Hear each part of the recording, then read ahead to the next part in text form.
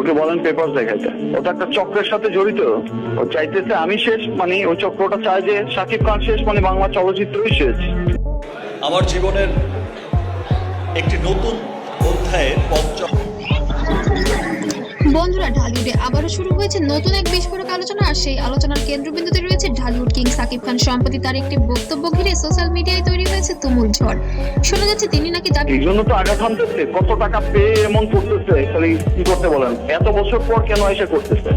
আমার কাছ থেকেও টাকা খাইছে কয়েকদিন আগে 12 লাখ টাকা। আর হোয়ার ইজ স্টুপিড। দাবি করেছেন কিছু মানুষ তাকে শেষ করে দেওয়ার জন্য একটি চক্র তৈরি করেছে, আর সেই চক্রের সাথে নাকি যুক্ত হয়েছেন অভিনেত্রী শবনম বুবলি। এর নামও এখন খবরে ছড়িয়ে পড়ার পর থেকে নেট দুনিয়া শুরু হয়েছে ব্যাপক আলোচনা। কিন্তু আসলে ঘটেছে কি, এই প্রশ্নই এখন সবার মনে মনে।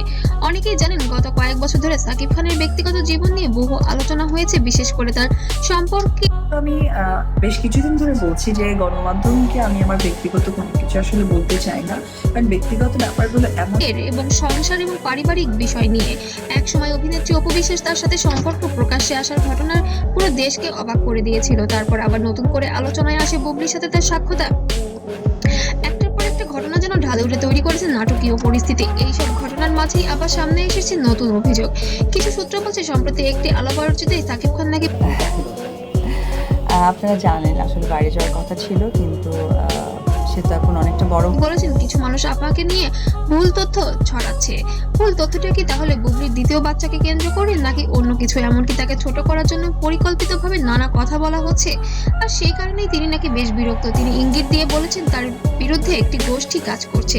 এই মন্তব্য প্রকাশ পাওয়ার পর থেকে সোশ্যাল মিডিয়ায় শুরু হয়েছে তুমুল বিতর্ক। কেউ বলছেন এটা হয়তো ভুল বোঝাবুঝি, আবার কেউ বলছেন এর পেছনে নিশ্চয়ই। আর আপনারা জানেন এর আগে বুবলির সাথে হয়তো অপুর একটা ক্ল্যাশ হয়েছে, অপুই করেছে। অপুর সেটা অনেক ঘটনাই হয়, বড় কোনো কারণ আছে। এদিকে অভিনেত্রী শবনম বুবলির এখনো পর্যন্ত এই বিষয়ে সরাসরি কোনো মন্তব্য করেননি। অবশ্য তিনি বর্তমানে অবস্থান করছেন যুক্তরাষ্ট্রে। তার মাতৃকালীন ছুটিতে তিনি তার সন্তানকে নিয়ে দেশের বাইরে অবস্থান করছেন। এই নীরবতা যেন রহস্যকে আরো বাড়িয়ে দিয়েছে। অনেক নেটিজেন প্রশ্ন করেছেন আসল সত্যটা কি, কারণ সাকিব খান এবং বুবলি সম্পর্কে একসময় ঢালিউডে বড় একটি আলোচনার বিষয় ছিল। এদের সাথে অভিনীত সিনেমাগুলো দর্শকদের কাছে বেশ জনপ্রিয় হয়েছিল, কিন্তু সময়ের সাথে সাথে সেই সম্পর্ক নিয়েও তৈরি হয় নানা বিতর্ক। আর সেই বিতর্ক এখন পুরোপুরি শেষ হয়নি। একদিকে কিছু বিশ্লেষক বলছেন ঢালিউডের জনপ্রিয় তারকাদের ঘিরে অনেক সময় গুজবও ছড়িয়ে পড়ে, যার ফলে সত্য মিথ্যা মিলিয়ে তৈরি হয় বড় যারা কিনা হিজাব পড়ছে, I am sorry to say, but এই ধরনের গুজব নিয়ে মিথ্যা কথা বলে ভিডিও বানাচ্ছে। আমার মনে হয় এটা আমাদের ইসলামকে অবমাননা করা। আলোচনা। এই ঘটনাটি হয়তো তেমন কিছু হতে পারে, তবে একটি বিষয় নিশ্চিত, সাকিব খান এখনো বাংলাদেশের সিনেমা ইন্ডাস্ট্রির সবচেয়ে আলোচিত নাম।